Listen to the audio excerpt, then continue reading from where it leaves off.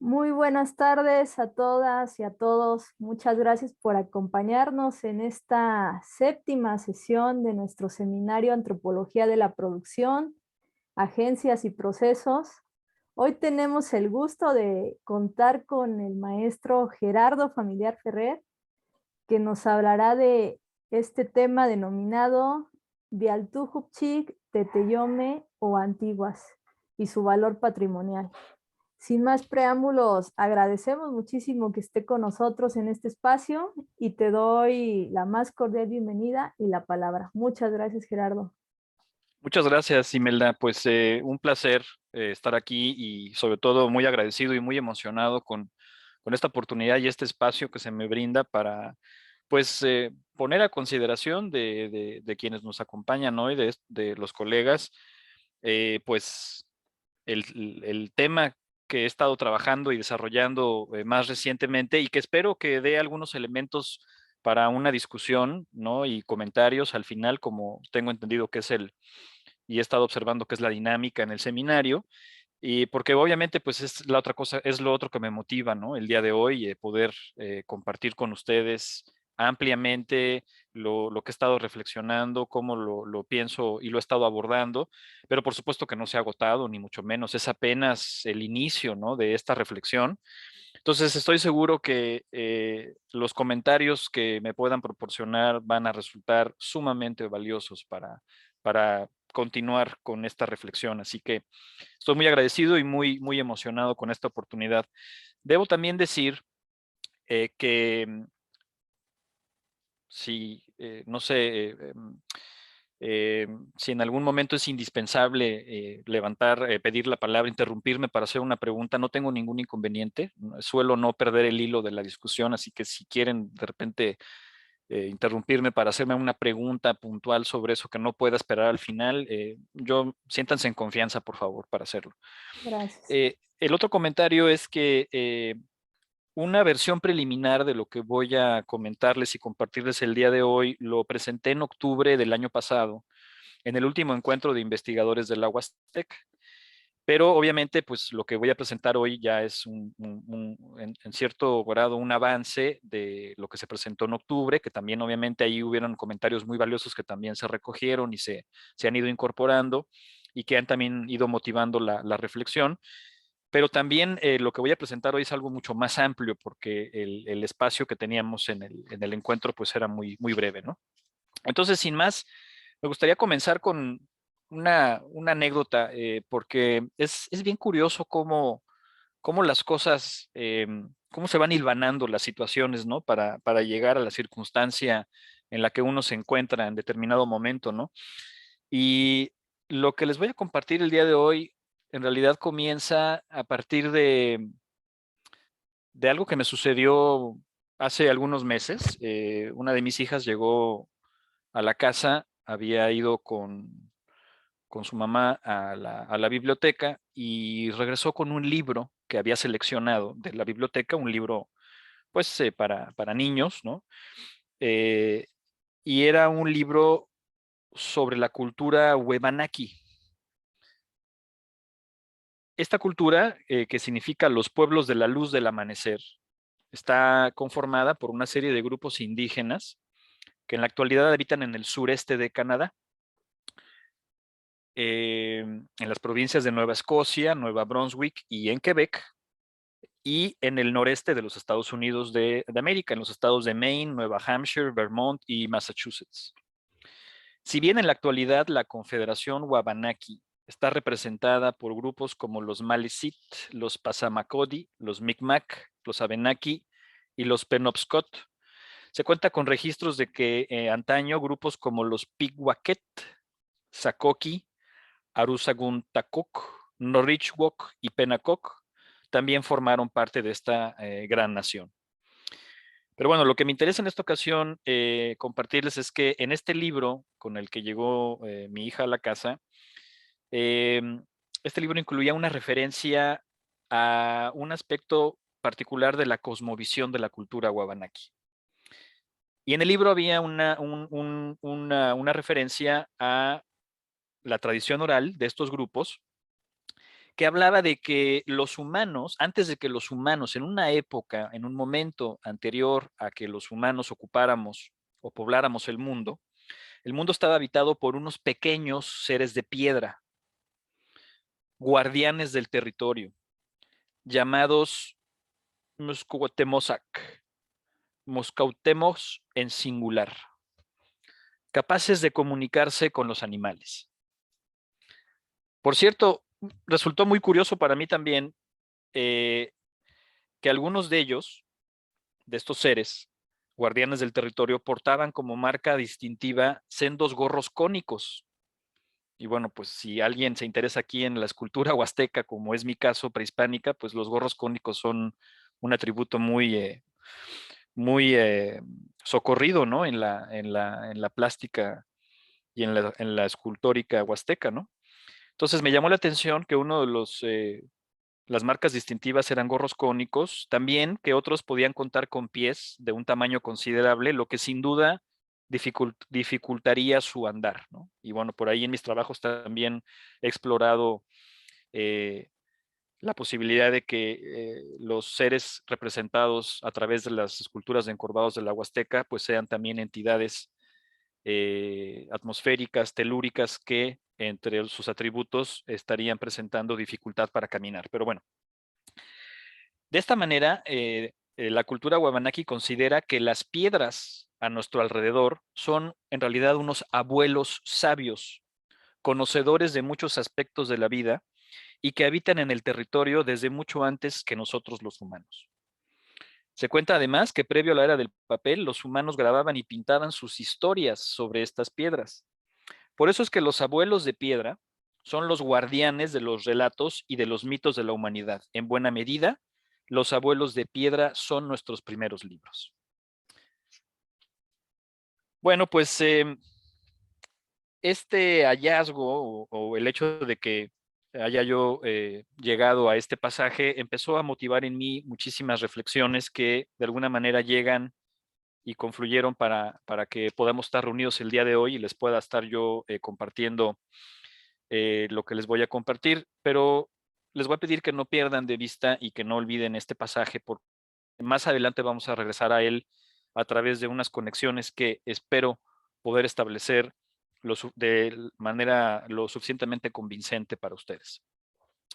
Entonces, yo empiezo a trabajar en la Huasteca y a reflexionar en la Huasteca. De hecho, la primera oportunidad que tuve de presentar avances en mi investigación se presentó en agosto de 2007, cuando me invitaron al Seminario Permanente de la Huasteca, en ese entonces organizado conjuntamente por el Instituto de Investigaciones Antropológicas de la UNAM y el CEMCA.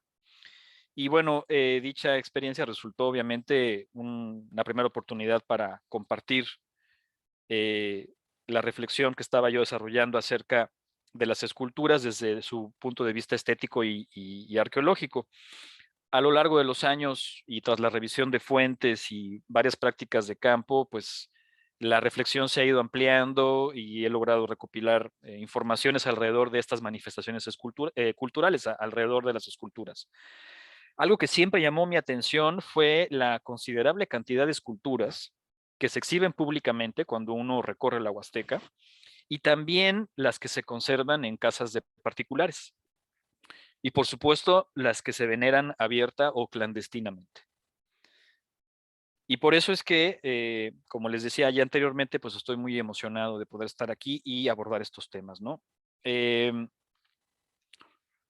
poco también lo que persigo es, creo que me parece que tenemos todos los quienes trabajamos en la Huasteca una responsabilidad también compartida de procurar motivar el que se siga estudiando la Huasteca, que se siga reflexionando sobre la Huasteca, que se siga hablando de la Huasteca y que cada vez más seamos los huastecólogos y las huastecólogas que estemos aportando a esta reflexión colectiva que estamos buscando construir. Entonces, sin más y tras esta breve introducción, vamos a entrar en materia de lo que les quiero compartir. El día de hoy la presentación la voy a dividir en 4 secciones. Vamos a ver cómo andamos de tiempo y cómo nos vamos organizando. Entonces, la primera sección la he denominado hacia la construcción de un enfoque museológico para el estudio de la Huasteca, que es un poco lo que en estos momentos me está interesando, que es explorar la posibilidad de desarrollar o de abordar varias manifestaciones y aspectos que tienen que ver con la Huasteca a partir de un enfoque museológico.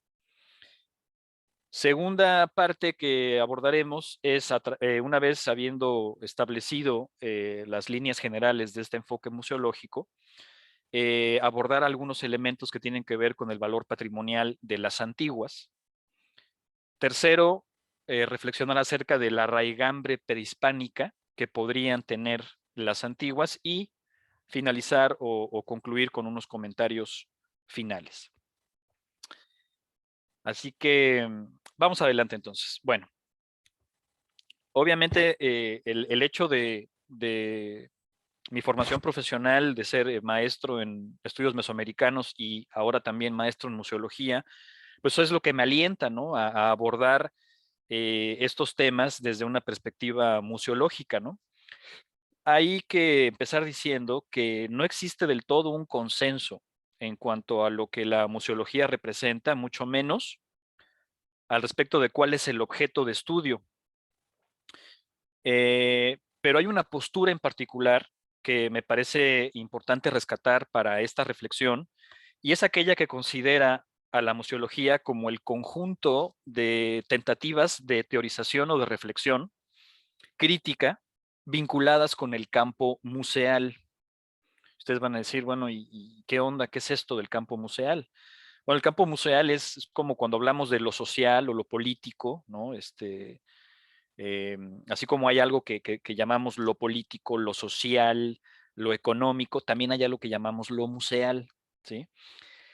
El común denominador de este campo, el museal, se caracteriza por la documentación de lo real a través de la aprehensión sensible y directa. Y como lo explican los teóricos de la museología André Devalet y François Mérez, lo museal como campo de referencia se caracteriza por la especificidad de su alcance.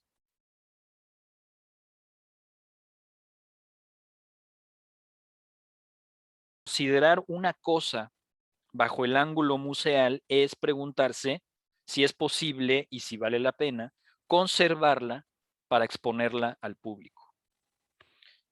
Esto quiere decir, en palabras más simples, que todo lo que nos rodea, por ejemplo, a los seres humanos, los objetos que están a nuestro alrededor, pero también varios procesos que se están llevando a cabo, costumbres que tenemos y que reproducimos. Todo eso, de alguna manera, puede constituir un interés a través de esos objetos y a través de esos procesos que están a nuestro alrededor. Como seres humanos, estamos estableciendo una relación particular con la realidad. Y eso es del interés de la museología. Es decir, cómo nosotros como individuos, a través de lo que nos rodea, tanto lo tangible como lo intangible, logramos establecer una relación particular con la realidad. En ese mismo orden de ideas, la museología reconoce varias etapas en la vida de los objetos, por ejemplo, que son producidos por el ser humano. Indiscutiblemente, la mayoría de los objetos de la vida cotidiana están destinados a ser reemplazados y a desaparecer eventualmente. Sin embargo, con el paso del tiempo, hay algunas cosas que comienzan a adquirir una condición de rareza, producto de la relación del objeto en cuestión con el pasado, y entonces van adquiriendo un valor histórico. De igual manera, es posible que algunos objetos adquieran la capacidad de testimoniar al respecto de prácticas culturales, y entonces nos encontramos frente a objetos con un valor etnográfico, por ejemplo. En la medida en que va aumentando el número de personas que coinciden en reconocer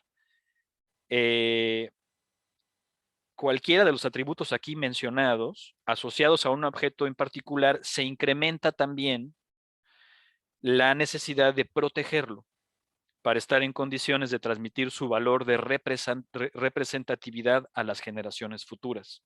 Y es justo en esta etapa de la vida de los objetos en que se reconoce su estatus patrimonial.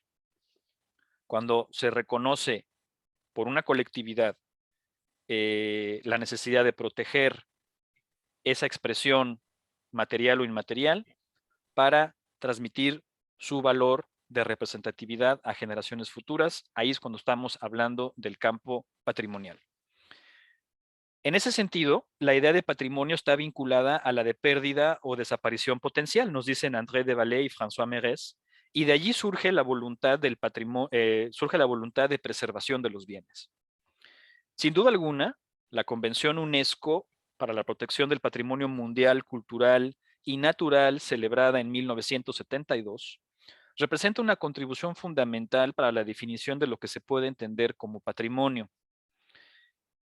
De entrada, los participantes en dicho esfuerzo comenzaron por reconocer las principales motivaciones detrás de su involucramiento, coincidiendo en inquietudes relacionadas con la creciente amenaza de destrucción, las consecuencias del deterioro o la desaparición, las falencias de las medidas de protección y la necesidad urgente de medidas para la conservación y protección del patrimonio universal.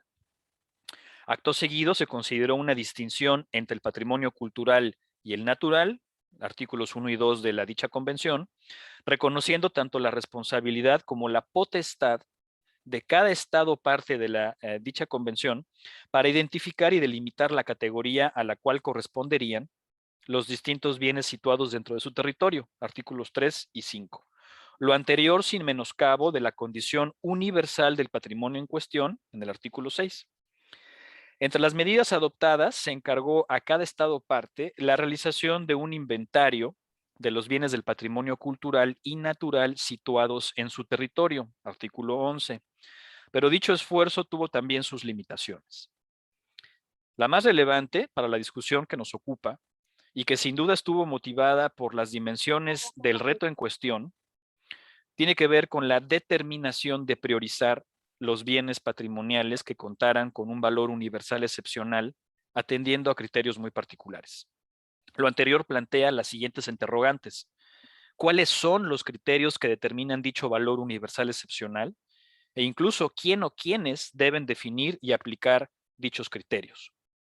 A pesar de las limitaciones, existen ejemplos de resultados concretos, y ahora sí voy a empezar a aplicar estas ideas a la Huasteca, de protección y salvaguarda del patrimonio cultural aplicables a la Huasteca y que vale la pena recuperar. Es decir, producto, en mi opinión, de todo lo que se discutió en 1972, es que al día de hoy podemos ver varias acciones y resultados concretos de protección y salvaguarda del patrimonio cultural y natural en la Huasteca. Por el momento no me voy a ocupar del patrimonio natural de la Huasteca, más por falta de espacio y de tiempo que por falta de interés, por supuesto.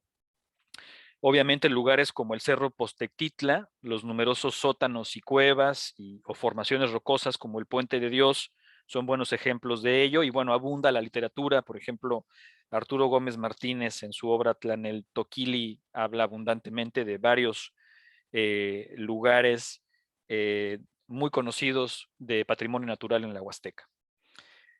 Entonces, lo que yo observo son 3 órdenes de intervención, dejando de lado el patrimonio natural, 3 órdenes de intervención para la salvaguarda del patrimonio cultural de la Huasteca. Y lo que les propongo ahora es empezar a abordarlos para ir construyendo esta noción de patrimonio ligada al enfoque museológico.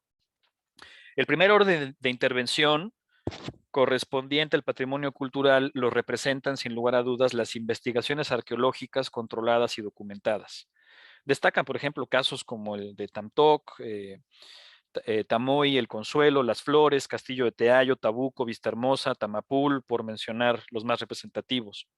A estos casos se suman multitud de salvamentos arqueológicos, desde uno muy reciente y con resultados espectaculares como es el caso de Chacpet, pasando por los más relevantes para el estudio de las esculturas de encorvados de la Huasteca, llevados a cabo en Tierra Alta, el Cerro de Agua Nueva, Papantla o la presa de Chicayán, entre otros más con resultados muy diversos.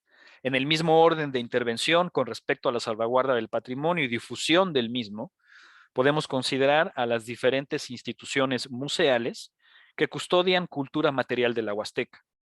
Dejando de lado los casos en el extranjero, en México encontramos instituciones museales con características muy diferentes y que trabajan en condiciones muy distintas entre sí.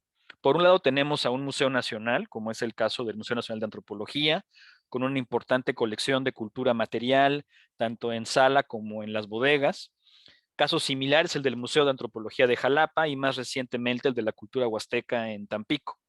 Con recursos más modestos, pero también responsables de la custodia de importantes colecciones arqueológicas, encontramos casos como el Museo Regional de Historia de Tamaulipas, el Museo Regional Potosino, el Museo Francisco Cosío de San Luis Potosí, el Museo Comunitario Iluicatlachillalistli, Observador del Cielo de Yagualica, y en la ciudad de Valles, tanto el Museo Tamuanzán AC como el Museo Regional Huasteco AC.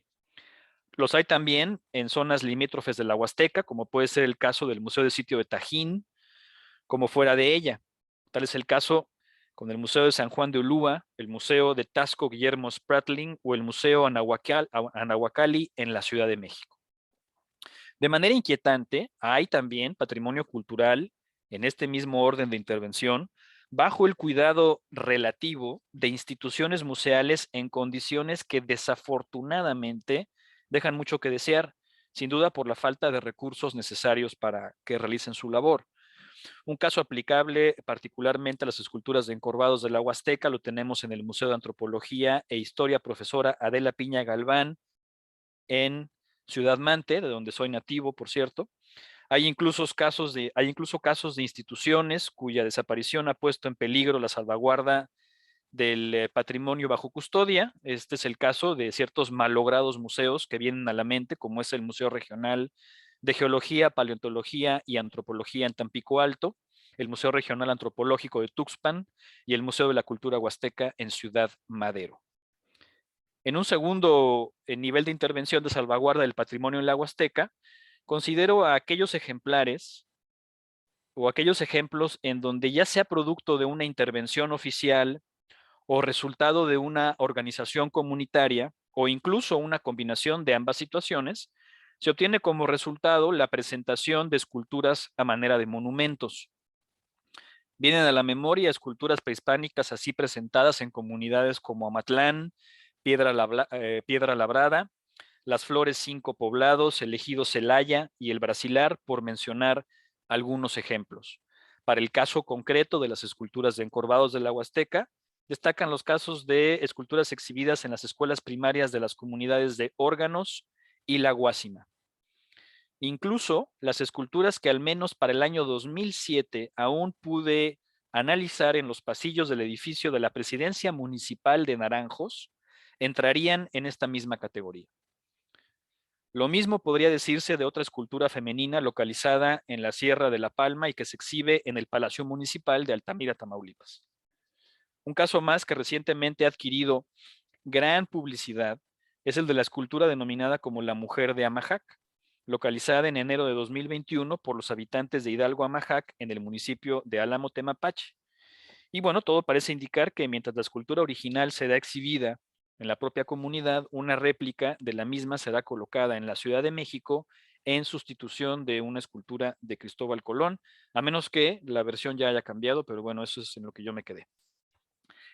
Y en un tercer y último tipo de intervención, y vamos entrando en materia de lo que nos reúne el día de hoy, pues lo constituyen los numerosos casos de esculturas y demás cultura material, porque no nada más hay esculturas, yo me he encontrado sellos, tiestos de cerámica, vasijas, por supuesto, bajo la custodia de particulares.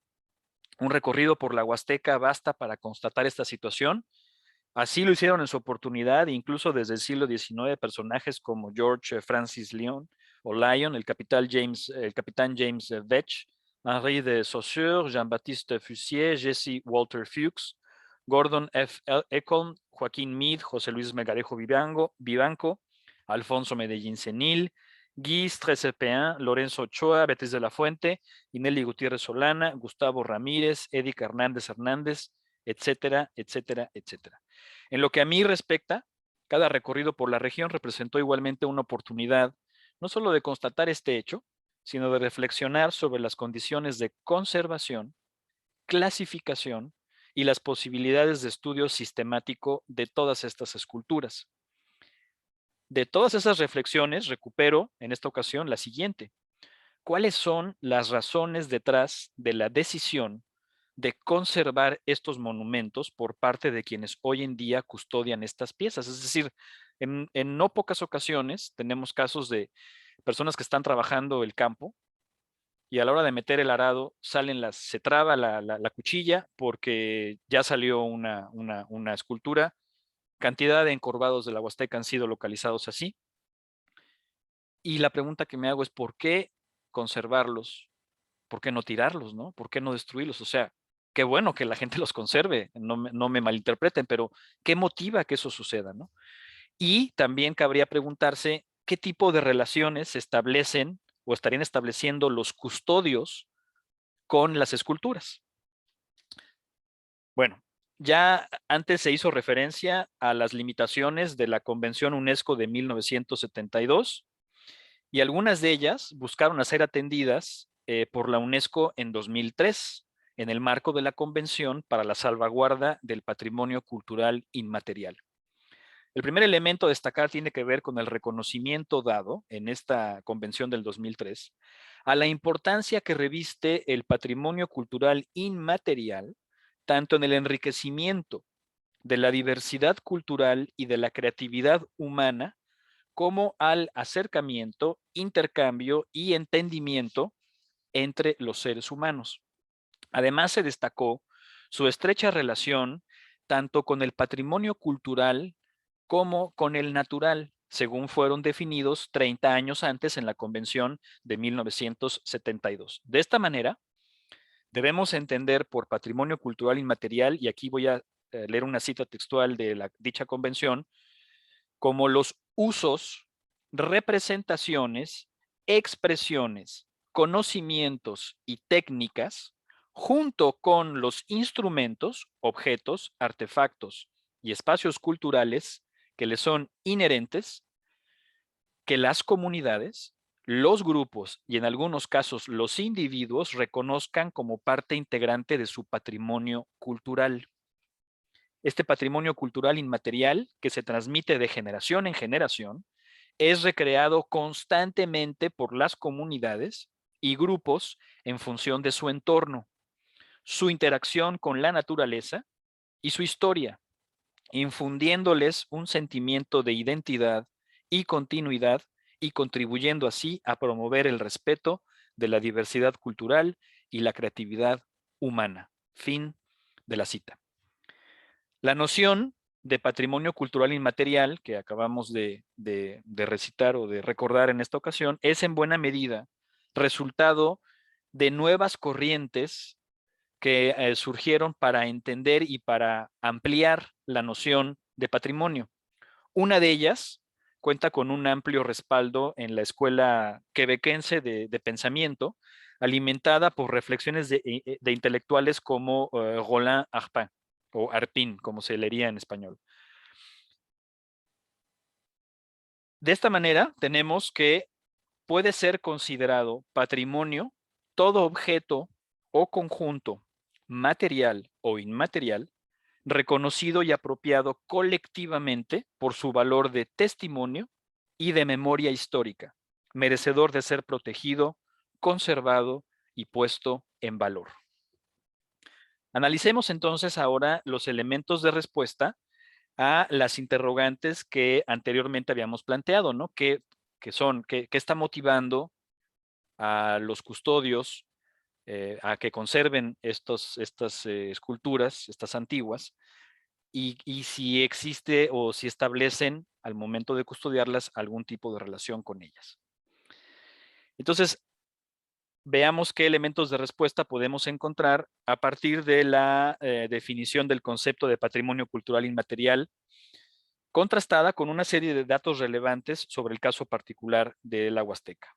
Sin duda, la evolución más notable que la noción de patrimonio experimentó en 2003 con respecto a lo que representaba en 1972 es la necesidad de entender la cultura material no a partir de ejemplos aislados, sino como componentes del contexto mismo del cual son resultado.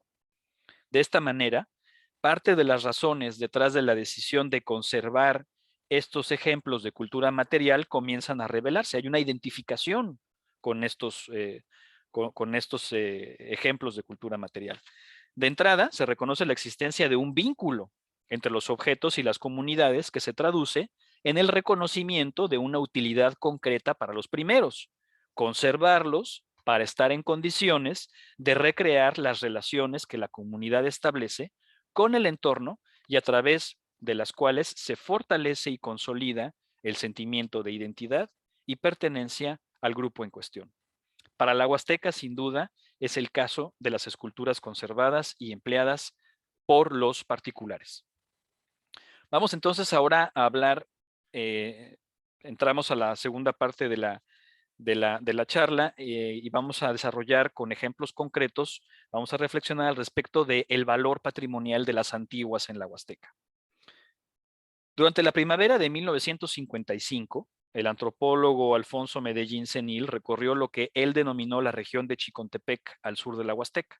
Su trabajo de campo en dicha temporada abarcó los municipios de Chicontepec, Izhuatlán de Madero, Benito Juárez, Álamo Temapache, Izcatepec, Sontecomatlán, Ilamatlán, Tezcatepec y Guayacocotla. Al respecto del tema que nos ocupa, refiere que, cito, en la región llámase antigua a toda escultura prehispánica hecha en piedra o barro cocido. En mexicano llámanse teteyome, lo que significa dioses. Fin de la cita. Añade incluso otro dato muy interesante y que nos remite al pasaje al inicio de este trabajo. El aspecto que les compartí de la cultura huevanaki, donde recordábamos que en su cosmovisión, antes de que el mundo estuviera poblado por seres humanos, lo habitaban unos pequeños seres de piedra que se les reconoce como los guardianes del territorio. Bueno, pues Medellín Cenil recogió un dato muy interesante y que dice así, y voy a citar también el trabajo de Medellín Cenil: en Tecerca, del municipio de Chicontepec, en Hueycuatitla, del municipio de Benito Juárez, y muchos otros sitios mexicanos, se anotó lo siguiente sobre el origen de los ídolos. Antes, cuando era la luna quien iluminaba el cielo, las antiguas vivían y solo trabajaban de noche. Pero cuando vino el nuevo dios, el sol, no resistieron su resplandor, se reunieron para esconderse en las pirámides, se convirtieron en piedra y nunca más salieron. Fin de la cita. Llama poderosamente la atención la similitud de este pasaje con el correspondiente a la cultura guabanaki, y por supuesto no estoy sugiriendo aquí contactos entre los grupos, ni mucho menos, pero llama la atención la similitud y las equivalencias que podemos establecer. La versión recopilada en Tecerca y en otros municipios, además de remitirnos a una era muy antigua, previa a la aparición del sol, aporta indicios acerca de la función de las antiguas, que es lo que nos interesa discutir el día de hoy. Son entes vivos que trabajan de noche. Son varios los investigadores que han logrado recopilar algunos retazos de esa gran narrativa que me parece llegó a existir alrededor de las antiguas. Encontramos ejemplos magníficos de ello que fueron recopilados en comunidades nahuas por Cristina Tiedge, o Tiedge, como diríamos en español, como parte de su trabajo etnográfico en la Huasteca Potosina.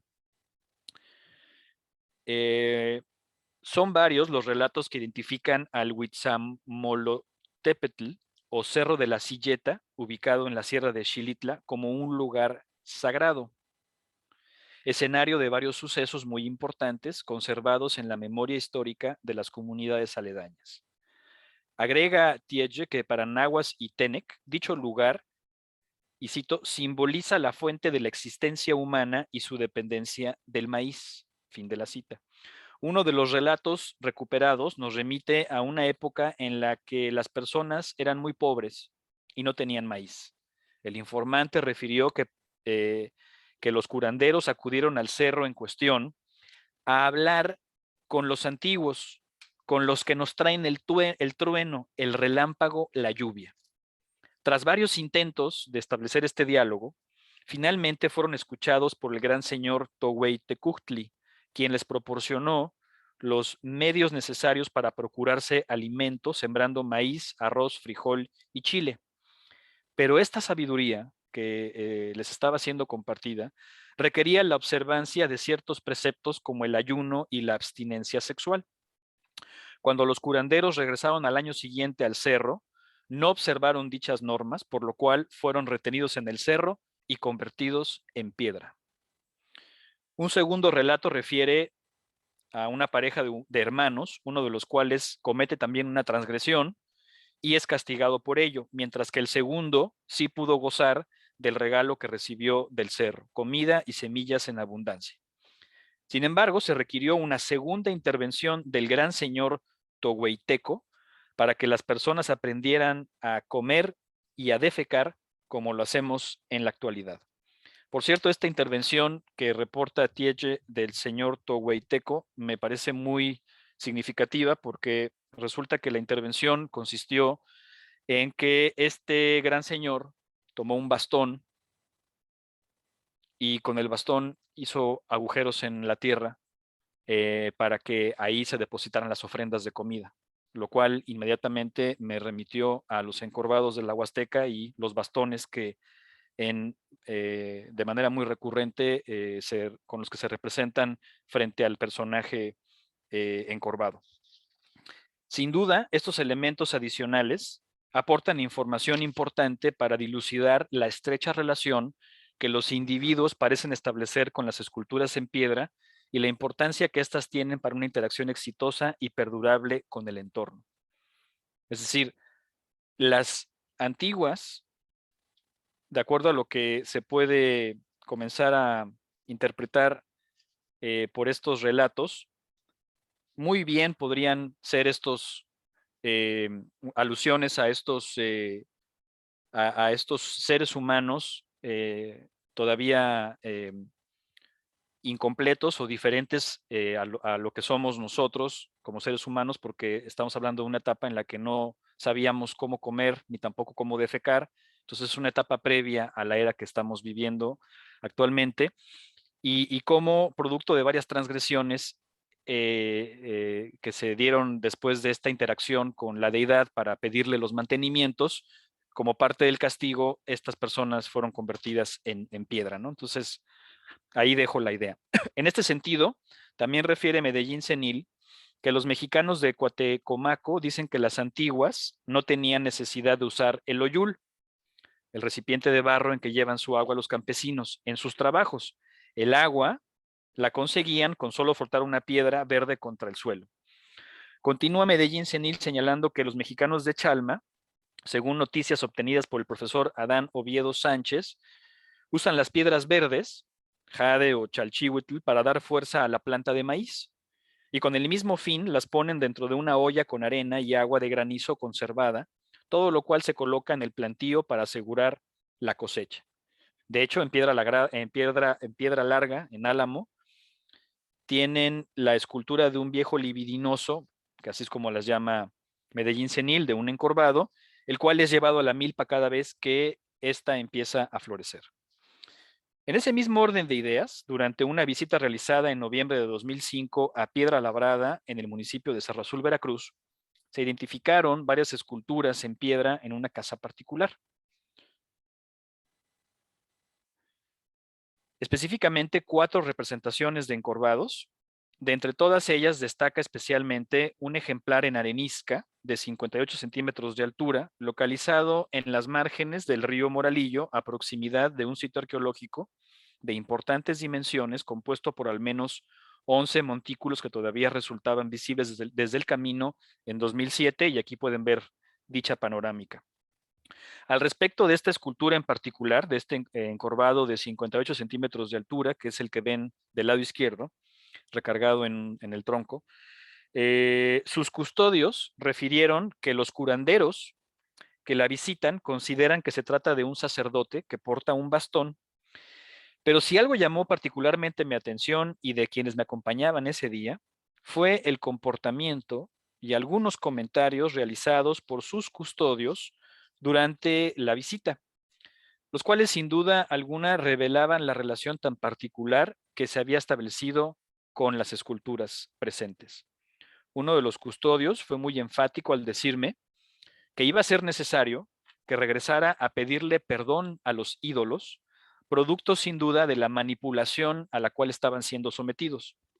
Lorenzo Ochoa se encontraba entre la comitiva y en algún momento expresó con sorna que algunas de las esculturas eran tan mal hechas como los propios huastecos.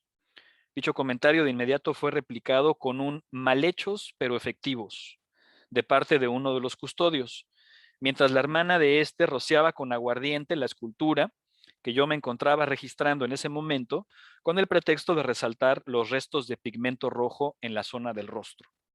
No conforme con ello, aprovechando que más adelante Lorenzo me haría notar la presencia de un motivo muy peculiar sobre la frente del encorvado, de inmediato le pidieron que vertiera aguardiente en la escultura para que resultara más clara la observación del mismo.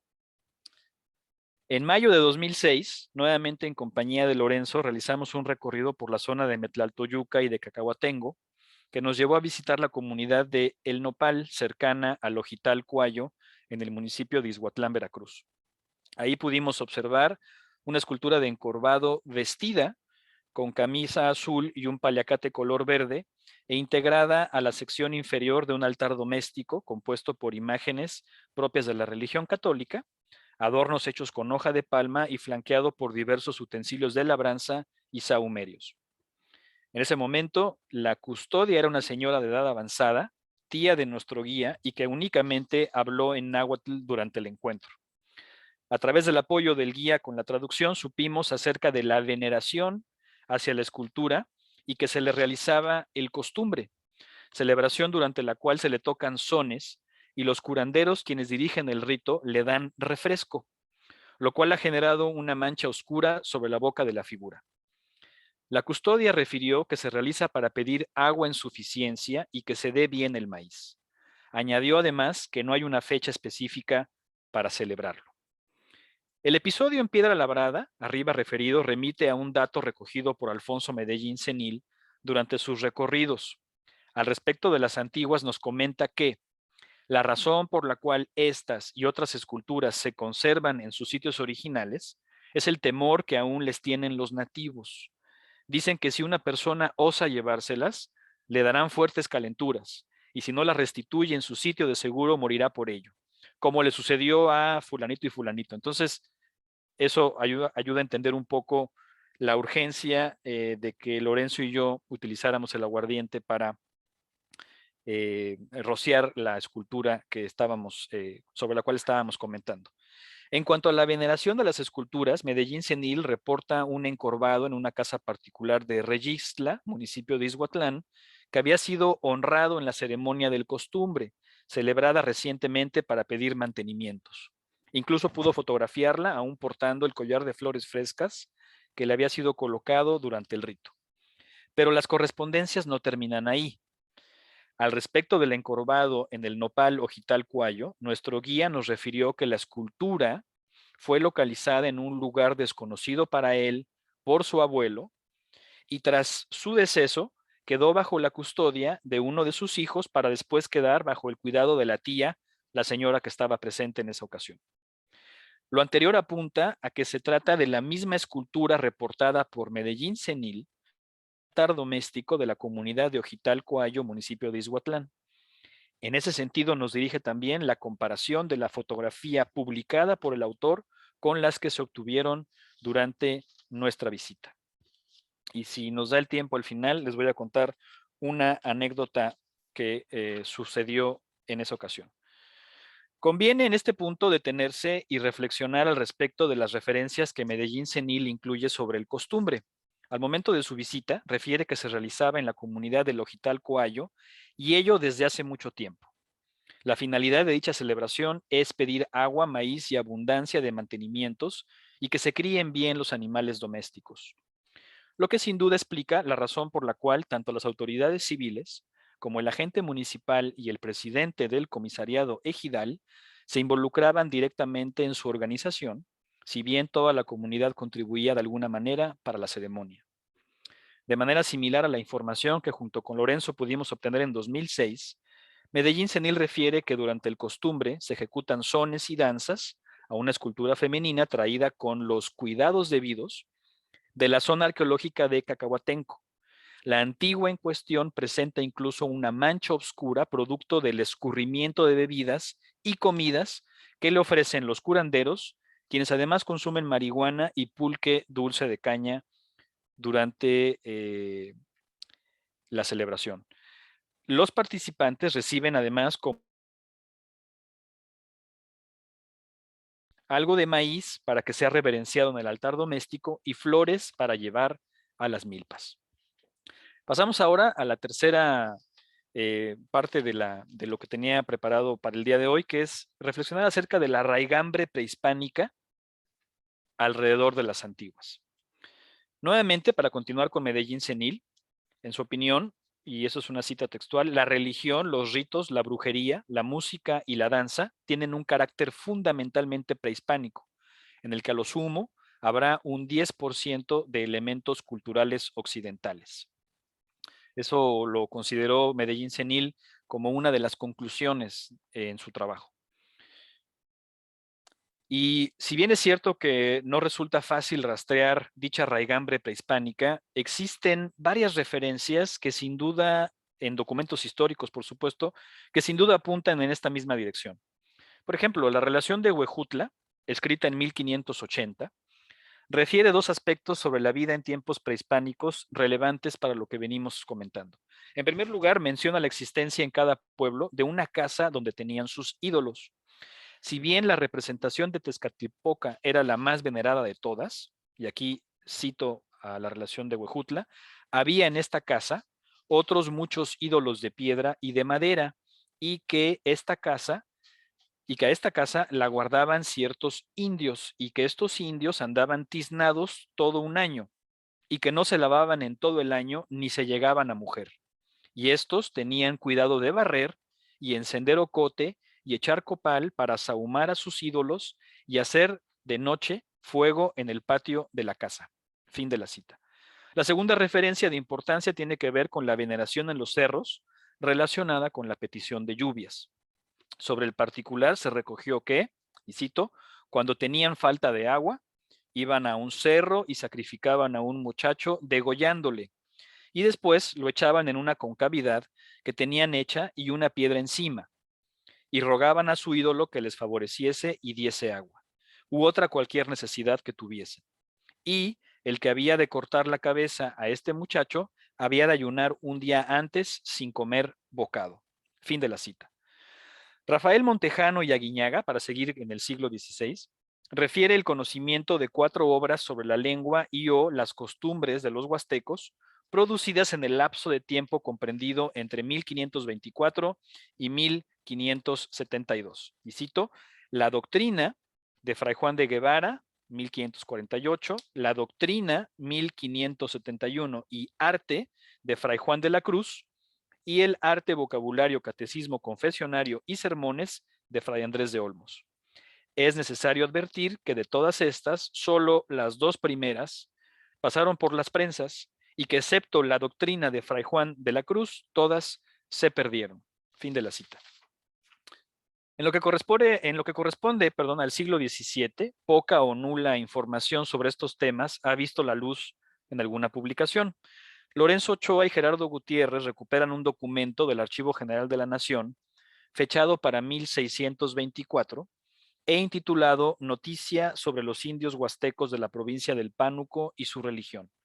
Dicho documento lo atribuyen a Fray Juan de la Anunciación y lo consideran una de las noticias más tempranas acerca de la antigua religión huasteca y sus deidades.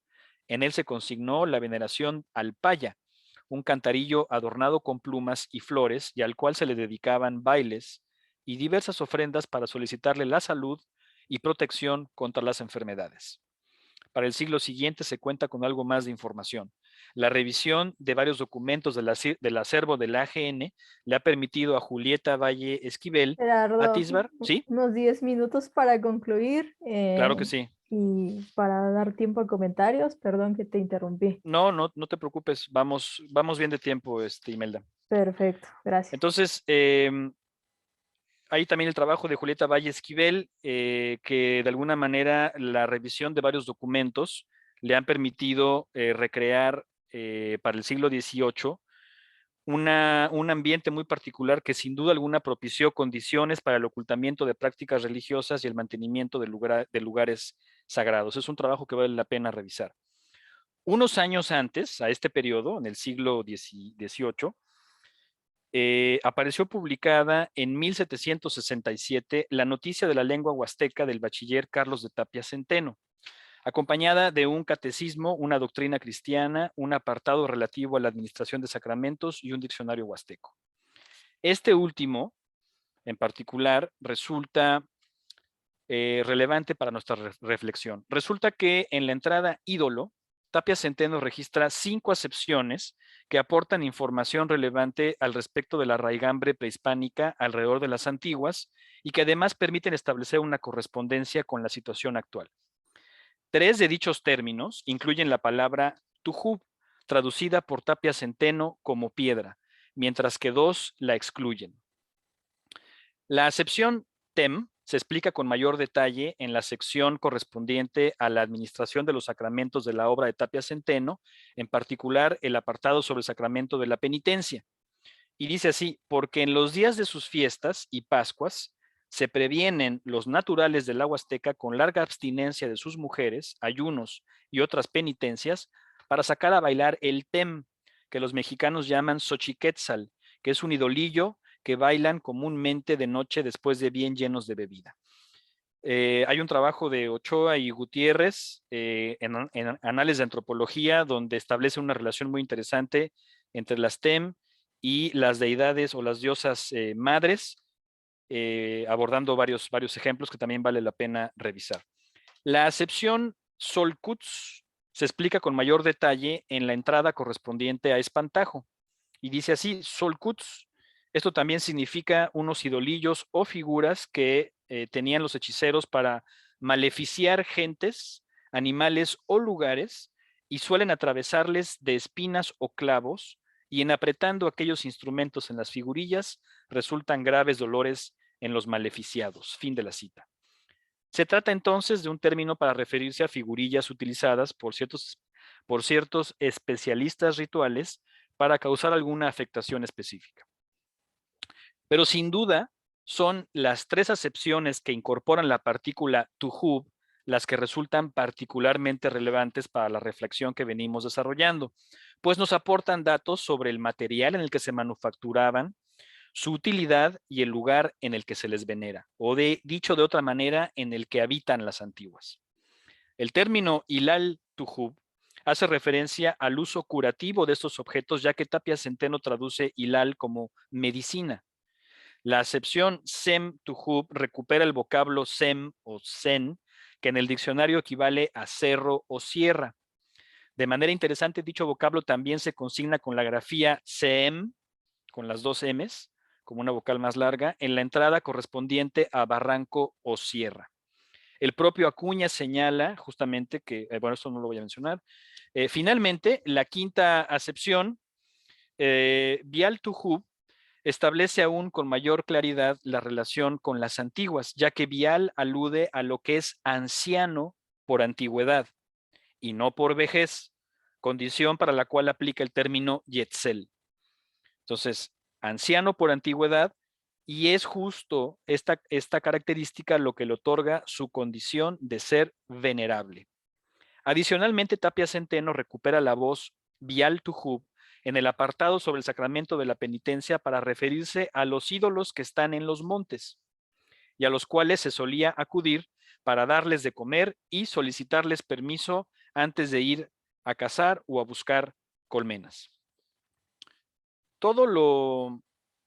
Y vamos ahora a los comentarios finales. Todo lo aquí referido es suficiente para dejar de manifiesto tanto el arraigo que este tipo de celebraciones presentan en la Huasteca, como la relevancia que las antiguas representan para la relación tan particular que sus habitantes establecen con el entorno a través de ritos como el costumbre. Hay suficientes indicios que apuntan hacia la relevancia de las mismas para el establecimiento de una relación y un diálogo con las entidades representadas por las antiguas. Por el momento me inclino a pensar que se trata de aquellos antepasados, los antiguos, poseedores de la sabiduría ancestral y del conocimiento al respecto de cómo se debe de establecer la relación con el entorno. Tal cual lo apunta Tiege, la sabiduría nahua, narrada en la historia de los antiguos, transmite mensajes de los ancestros y las entidades espirituales. Los cuentos incluyen instrucciones de cómo los individuos ejercen prácticas éticas o moralmente justas respecto a la naturaleza. De igual manera, resulta muy clara la pertinencia de la aplicación del enfoque museológico, a reserva de que ustedes opinen lo contrario, por supuesto, así como la validez de la consideración de la noción de patrimonio cultural inmaterial en la Huasteca, según la definición propuesta por la UNESCO en 2003. Y para lo cual, lo relevante es el conjunto de elementos, entre ellos, por supuesto, las representaciones en piedra, que los individuos y las comunidades reconocen como parte integrante de su patrimonio cultural. La discusión sobre la patrimonialización de estos testimonios revela una disyuntiva al tiempo que una necesidad. Tanto las instituciones como las autoridades correspondientes deben decidir entre concentrar primordialmente sus esfuerzos y recursos en la protección del patrimonio material estrictamente hablando, en este caso las antiguas, o en su defecto optar más bien por la protección del patrimonio cultural inmaterial, del cual las esculturas representan solo un aspecto, acaso un eslabón de una cadena mucho más larga. Estamos convencidos que un estudio de todos estos elementos a partir de la aplicación de un enfoque museológico obtendrá resultados tan inesperados y fascinantes como indispensables para la mejor comprensión de esa región tan entrañable que es la Huasteca. Y este último comentario es, de alguna manera, lo que intenta empezar a dar elementos de respuesta a esta última interrogante que les comparto en la diapositiva, que es, ¿qué sigue? Pues que sigue la aplicación de un enfoque multidisciplinario, y yo propongo considerar dentro de esa multiplicidad de disciplinas a la museología para seguir discutiendo y abordando este tema tan interesante, y por supuesto seguir reflexionando al respecto de esa región tan fascinante que es la Huasteca. Sería todo lo que tendría para hoy. Muchísimas gracias, Gerardo, por esta presentación tan interesante. Yo creo que surgen algunos comentarios y reflexiones por parte de los compañeros. Entonces, no sé quién guste tomar la palabra, algo que tengan para compartir. Ivonne, Alejandro. Sí, bueno, yo estaba esperando que si había algún otro compañero, Julio, pero Alberto. bueno. ¿Quién guste? Bueno, si no hay quien se anime a preguntar, Alberto pues muy alzó la mano, pero si alzó la mano, gustas, sí, si gustas, sí, sí. ok. Muy interesante, muy, pues de gran ayuda para el caso de nosotros los arqueólogos, ¿no? La verdad, muy interesante la reflexión, incluso que nos lleva, bueno, a mí me lleva como a varias cosas. En primer lugar, nos planteas una, pues no sé si disyuntiva, pero una pregunta que resulta interesante para el caso del patrimonio, ¿no? ¿Qué es lo que se tendría que poner como en valor? ¿El patrimonio material o el patrimonio, digamos, intangible, ¿no? Que sea como esta parte de la cultura. Pues yo pensaría que en el caso que tú nos presentas, no se podría entender uno sin el otro, ¿no? Eh, hablar de esta cuestión de las antiguas en esta parte etnográfica y etnohistórica que nos planteas, honestamente muy interesante, como bien dices, para el caso de la región huasteca que necesita mucho trabajo. Justo nos lleva a zanjar esa dicotomía. No podemos entender las antiguas, diría yo, en estos opuestos, o es patrimonio o material o es inmaterial. Para mí las antiguas se tendrían que entender en ambos sentidos, ¿no? No podríamos entenderlos. Y creo que es algo que ha arrastrado la arqueología y han arrastrado en gran medida muchos de los museos. O sea, esta falta de contextualización de las piezas, ¿no? En donde se le da más peso a su valor estético que a su valor, digamos, como objeto dentro de relaciones. O como incluso tú nos lo acabas de evidenciar tremendamente, como sujeto de relaciones. Y es aquí donde, honestamente, muchos museos en México, incluido el Museo Nacional, ¿no? Nos tienen, bueno, hay una carencia. O sea, estos objetos como sujetos que activan otras relaciones. Creo que aquí tú nos planteas una disyuntiva interesante que para mí, en lo personal, tiene o se resolvería en la medida en que aprendamos a zanjar esa dicotomía entre la naturaleza, digamos, y la cultura por otro lado, ¿no? Digamos, hasta este momento sería ese comentario, ya si no hay otros más, abordaría otro punto. Gracias, Imelda. Gracias, Pues, Ivonne. Gerardo, si gustas. sí, brevemente. Muchas gracias, Ivonne, por el Adelante. comentario. Efectivamente, creo que yo comparto contigo el punto en el que me encuentro en la reflexión en estos momentos. Está justo ahí anclado en esa disyuntiva, ¿no? O sea, sin lugar a dudas. eh, Más que un punto de destino, lo veo como un punto de partida, ¿no? En realidad, o sea, a partir de ahí creo que se van a abrir toda una serie de posibilidades que también van a abonar a esta pregunta que planteaba yo al final de qué sigue, ¿no? Y bueno, parte de lo que está incluido, sin lugar a dudas, es una crítica que hago efectivamente a los museos, particularmente en el caso mexicano, y hablabas tú del Museo Nacional de Antropología, y no es nada más que el museo forme parte de esa lista, yo diría que encabeza la lista, ¿no? O sea, es un museo que tiene un valor muy, muy importante. A mí me gusta mucho visitarlo, es muy interesante como caso de estudio.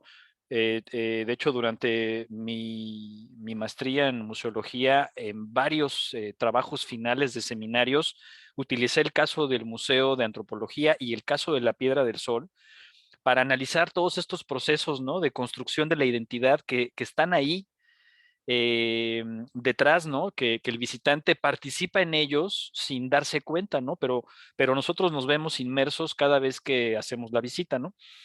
Entonces, pero sin duda es un museo que si algo se le puede criticar, y muchas cosas se le pueden criticar, es eso, ¿no? Es el uso que se ha hecho de estos objetos completamente desvinculados de ese elemento adicional que también está detrás de ellos, ¿no? Y bueno, no le tengo que platicar yo a Imelda lo complicado que resultó para ella también, pues trabajar la nueva sala etnográfica de la Huasteca, producto de estas mismas complicaciones, ¿no? Así que muchas gracias, Ivonne, por tu comentario, y coincido contigo, estamos en esa disyuntiva e insisto, lo veo como un punto de partida más que un punto de destino.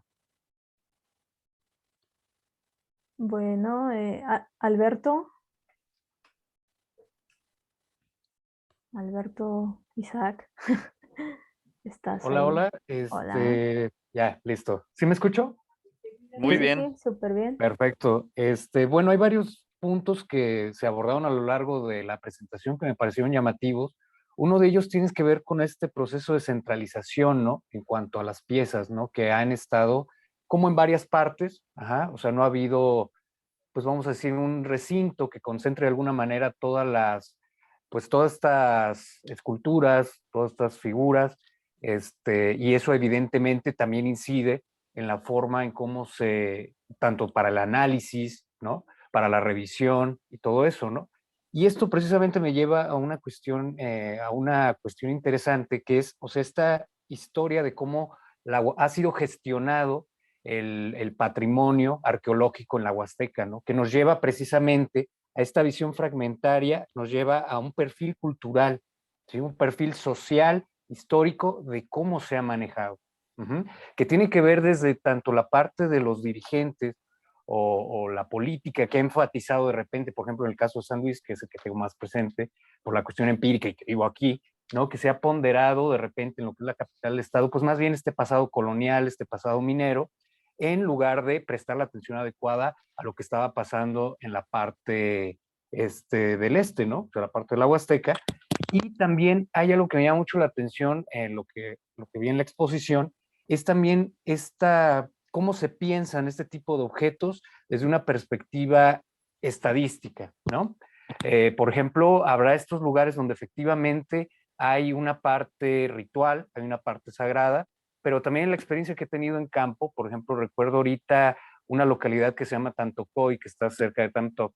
Estaba yo haciendo allí una investigación de la alfarería que ocupaban, y recuerdo que las personas me comentaban que cada vez que llovía aparecían tepalcates, aparecían toda esta suerte bueno, de fragmentos, ¿no? De vasijas, y me acuerdo que iba caminando con un señor y le dije, oiga, mire, acabo de encontrar esto, llévatela. Y yo pues obviamente como que me saqué de onda, como que percibí una desconexión. Ajá. Ya después estando en su casa podía encontrar igual algunas figuras por ahí, pero había una desconexión. No sé, digo, al final de cuentas es una muestra insignificante, o sea, pues un caso, ¿no? Pero habría que ver a nivel estadístico en esta zona cómo piensan esos objetos, ¿no? Y en otras partes, cuando he hecho recorridos, pues me cuentan esto, ¿no? Hay unos cubes, sí, ahí están, ¿no? Y de repente dices, órale, ¿y dónde está esta otra parte, no? ¿Qué sucedió? Y eso tiene que ver mucho con el perfil social, el perfil sociocultural que ha configurado esta historia, pues, museológica, o sea, por dónde iría, me lleva a preguntarme, pues eso, ¿no? ¿Qué pasó? Entonces, de repente también hay que preguntar a la gente cómo ve, cómo piensa, ¿no? También otra cuestión que me llama la atención, bueno, ya nada más dos cosas, es si el turismo ahorita que está aumentando en la Huasteca va a tener un impacto, ¿no? Para el desarrollo de recintos de museos, quizá, no sé, estrategias de conservación más puntuales, o va a contribuir a que sea un espacio de saqueo, de extracción, como me pasó en esta anécdota, ¿no? Y por último, creo que también hay un perfil mucho más amplio. Hablabas tú algo de enfoque multidisciplinario, pero creo que de repente hay que subrayar la parte disciplinaria, pero de disciplina. Ajá. O sea, de llevar estos procesos de forma más rigurosa, que a veces pasa eso, ¿no? Esa fragmentariedad que lleva, pues sabemos, ¿no? Obviamente, si no todo está centralizado, pues es más complicado el análisis, ¿no? Son más variables y eso evidentemente tiene un costo. Entonces, bueno, esos serían mis comentarios y bueno, me parece muy interesante y sí me llevó a decir, mira, no había reflexionado en esto y es necesario empezar a hacer cosas porque el tiempo pasa y el tiempo, pues al final no, pues no perdona, ¿no? Muchas gracias. Muchas gracias, Isaac. Fíjate que lo que mencionas de la visión fragmentaria me estimula a pensar, hablabas tú de la centralización. Pues sí, es una tendencia que es innegable, ¿no? A nivel nacional y en muchos países, no nada más en México, ¿no? Acá también se ve con bastante claridad cómo estamos entrando poco a poco en un proceso de descentralización de muchas cosas, ¿no? En Canadá también, que es el contexto que puedo platicarles y compartirles. Entonces, no es exclusivo de México. Para esta reflexión en particular, pues creo que lo mejor claramente sería que las antiguas se queden en su lugar de origen, ¿no? O lo más cerca de ellas. O sea, no creo que sea lo más adecuado sacarlas de su contexto y ponerlas en una vitrina, ¿no? Y el comentario también lo hago para enfatizar el que también se puede hacer museología conservando las piezas en su lugar de origen. O sea, no es una condición sine qua non meter a una pieza en una vitrina para hacer museología, ¿no? ¿No? De ninguna manera, ¿no? Hablabas también tú del impacto que el turismo puede y va a tener en el patrimonio, pues es brutal, ¿no? O sea, efectivamente, particularmente en el caso de México, el patrimonio arqueológico, pues claramente tiene una finalidad turística, ¿no? Y es comprensible, vamos, es así como funciona el sistema y hay que decirlo como es. y también la presencia y el movimiento de turistas, pues sin lugar a dudas va a llevar también a situaciones de saqueo y extracción ilegal de material, ¿no? Digo, es inevitable, ¿no? Entonces, sería por el momento lo que me estimula en tus comentarios, Isaac, pero muy interesante lo que mencionas de la visión fragmentaria. Muchas gracias. Gracias. Muchas gracias. Ivonne, Alejandro, ¿alguna cosa más? Yo otra vez. Adelante, adelante. Es que honestamente tu presentación me deja como pensando muchas cosas, muy interesante, de nueva cuenta. Gracias. Aquí una cuestión más con respecto a la analogía.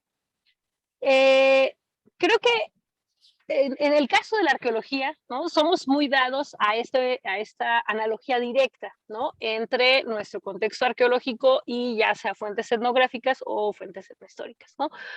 Pero justo el caso que tú nos traes a colación nos deja ver, para mí, o sea, que hay una traducción por parte de la comunidad o de las comunidades de esos objetos arqueológicos, ¿no? Y que esa traducción que se hace del objeto a la comunidad nos dice mucho más de la comunidad y de cómo la comunidad se relaciona, ¿no? Con los objetos, que del pasado prehispánico de forma directa, ¿no? Pienso. Eh, sin embargo, sí es necesario que se haga como este cruce, ¿no? Pero no tanto para explicar la pieza en sí, en el caso de estas piezas que se incorporan como antiguas, ¿no? Sino más bien para entender esta dinámica de la pieza, esta traducción y esta incorporación de una pieza arqueológica traducida a una dinámica completamente distinta, ¿no? Entonces, ahí sí, pues yo digo, este asunto de la analogía etnográfica en arqueología creo que es algo que tendría que discutirse como, pues, de manera mucho más extensa, ¿no? Pero que sí sería un punto que yo diría, creo que buscar el referente o para entender la pieza arqueológica con base en la analogía directa, no sé, tendríamos que discutirlo e irnos con un poco de cuidado, ¿no? Pensaría que más bien hay una traducción. En ese contexto que nos presentas, hay una traducción de la pieza arqueológica a lo que los arqueólogos llamamos un nuevo contexto sistémico, ¿no? Sería como un poco también ahí mi comentario. Pero muchísimas gracias, muy interesante tu trabajo. Muchas gracias, Ivonne, por esta crítica tan importante a la metodología que queremos construir. Efectivamente, hay que trabajar siempre con las reservas del caso. Hay que tener mucho cuidado con esas analogías que a veces solemos establecer de manera muy, muy, muy abierta y con bastante flexibilidad. Sin embargo, también creo que, y eso ha sido un poco la trayectoria que yo he seguido en mis estudios y reflexiones de la Huasteca, también creo que hay que animarse. Hay que animarse a intentar establecer esas analogías. De alguna manera hay que trabajar con lo que se tiene.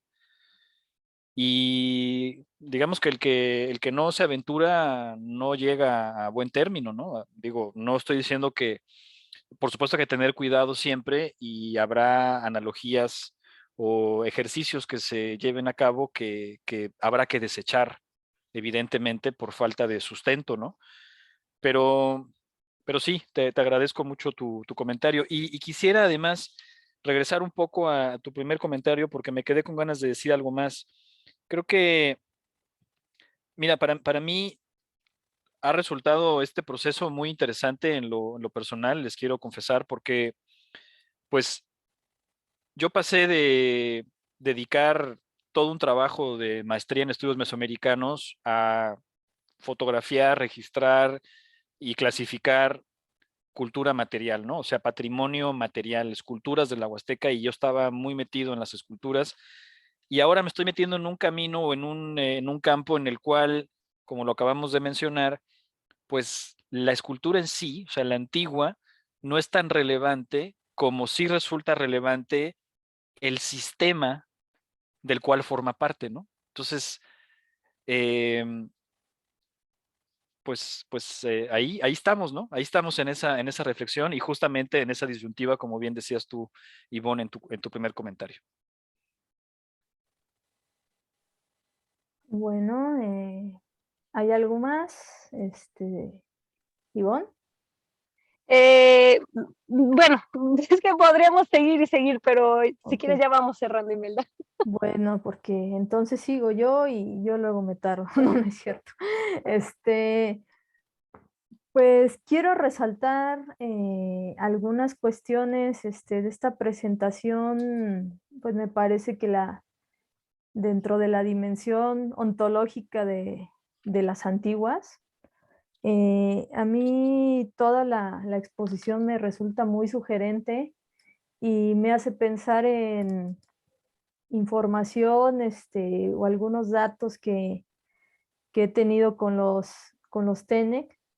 Eh, de inicio, la anécdota con la que inicias de los Wabanaki, esta cultura de los pequeños seres de piedra, me hizo, sin necesidad de hacer extrapolaciones, sí me hizo mucha resonancia para lo que tenemos en la Huasteca.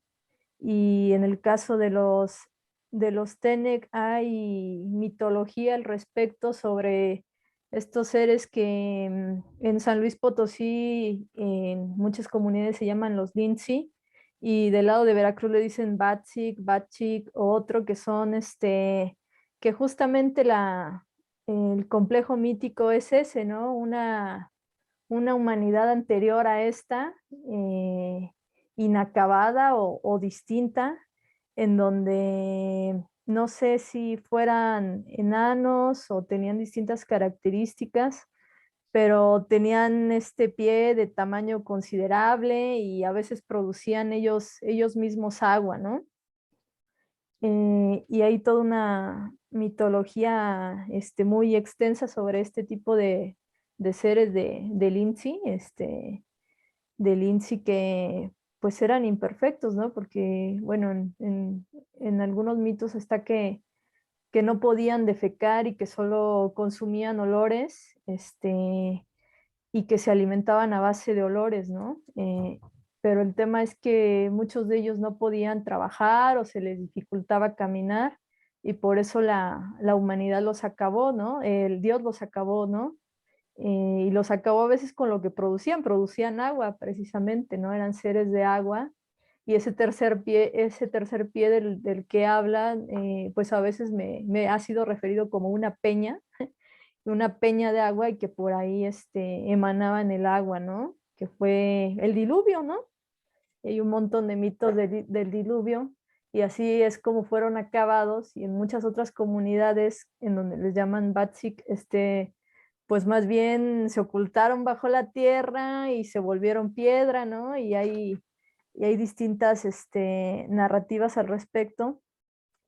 Pero hay algo muy, muy importante que tú dijiste, ¿no? Que esas antiguas, no son reminiscencias de un pasado, ¿no? Sino que están vivos, están vivos y están vivos en la actualidad y trabajan, ¿no? Tienen un campo de acción y eso yo creo que es muy importante para establecer esta utilidad de por qué conservar las antiguas, ¿no? Cuando hablabas de un segundo nivel de intervención, que es el que me interesa muchísimo, porque engloba la dimensión comunitaria, ¿no? De qué hacer con el patrimonio, que era un poco lo que yo te decía en el correo y ahorita al inicio, este, mm, de cómo las comunidades se apropian del patrimonio, me refería a veces a eso, ¿no? Cómo es qué es lo que tú haces con los bienes y por qué lo haces, ¿no? Y para qué lo haces. Y sin duda, pues tiene mucho de intención tenerlas en tu altar doméstico o exhibirlas en una primaria o a veces negarte a darlas, ¿no? A cederlas a la institución, sino tú gestionar el propio manejo del patrimonio. Yo creo que es porque tienes una relación profunda con esto, ¿no? Y, por ejemplo, aquí las antiguas, hay un trasfondo mítico sin duda importante que te habla del origen de una humanidad, que vienen siendo tus ancestros, ¿no? Pero que te remite a este momento y que trabajan de alguna manera, de tal manera que para algunas comunidades son curanderos vueltos piedra, ¿no? Como registró esta Cristina con los nahuas, y eso es algo bien importante, y al final pues nos vamos a este campo semántico que se registró, en el diccionario, em, y pues tenemos dos palabras, por ejemplo, el hilal tuju, que viene siendo como una piedra curativa, ¿no? Si traducimos, y que se relaciona con las antiguas siendo curanderos, ¿no? Trabajando para curar, que tiene un sentido práctico del aquí y ahora, de por qué estoy en la comunidad, ¿no?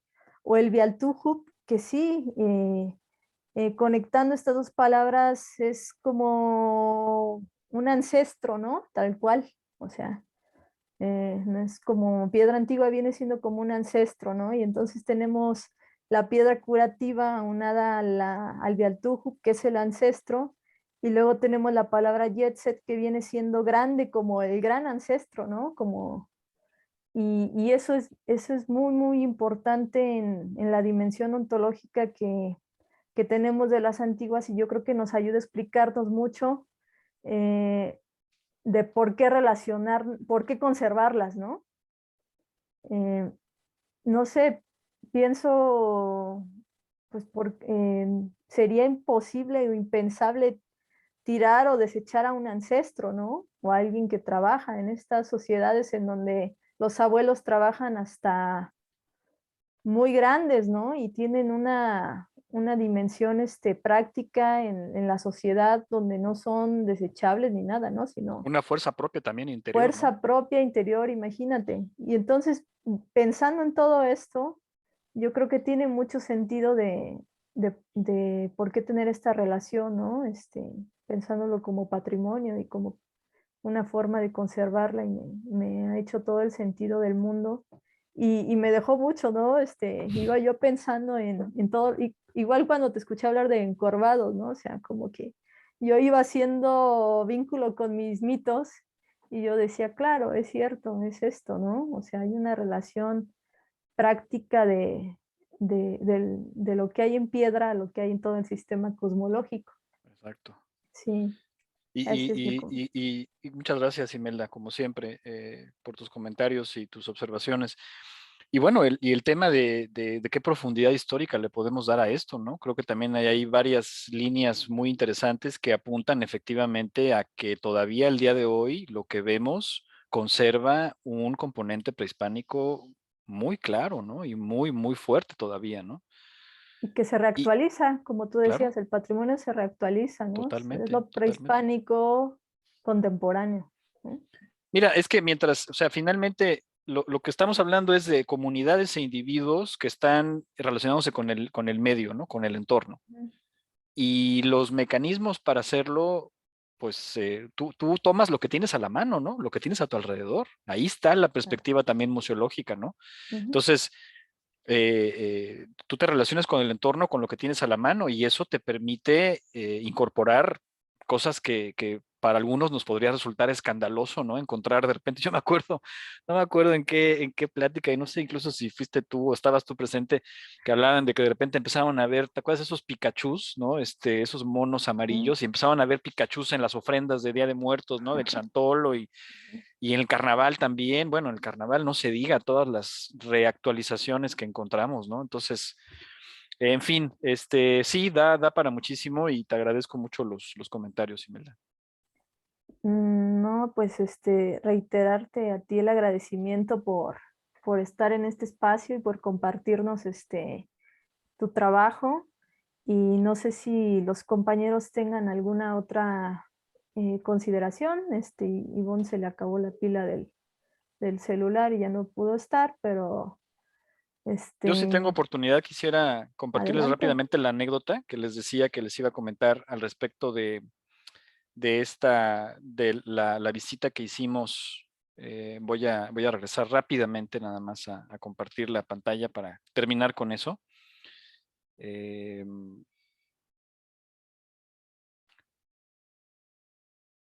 Al respecto de esta escultura que tenemos aquí, ¿no? La de Nopal Cuayo. Durante la visita que hicimos Lorenzo y yo, obviamente le solicitamos a la custodia la autorización para retirar la pieza, ¿no?, de la ofrenda, y pues teníamos que desvestirla, ¿no? Era parte del registro que estábamos haciendo. Lo que me llama la atención es que tras una breve conversación en náhuatl con el sobrino, la señora se retiró de la habitación en la que nos encontrábamos, visiblemente molesta, y por lo menos yo nunca la volví a ver. Acto seguido, el guía nos invitó pues a llevar a cabo el registro, lo cual hicimos sin titubear, ¿no? Teníamos poco tiempo y había que hacerlo, entonces me puse a hacerlo, ¿no? Al día siguiente, mientras recorríamos la zona de Metlaltoyuca, Lorenzo y yo fuimos atacados por un enjambre de abejas que provocó que termináramos en una zanja a la orilla del camino, y aquí está la prueba, ¿no?, de dónde terminamos.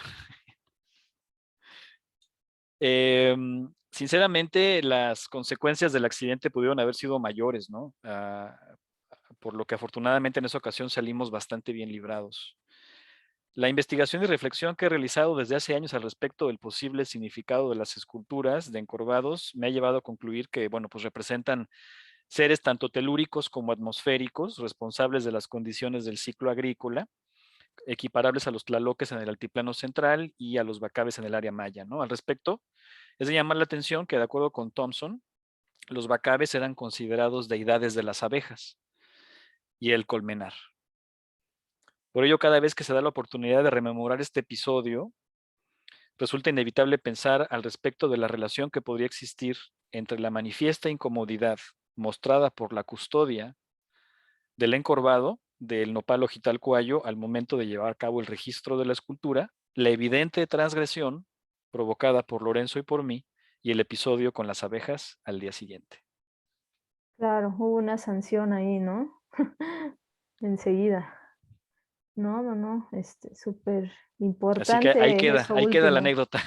No, pues ya, para rematar, era para constatar ahora sí que el poder, la eficacia, ¿no? De El colofón. el colofón.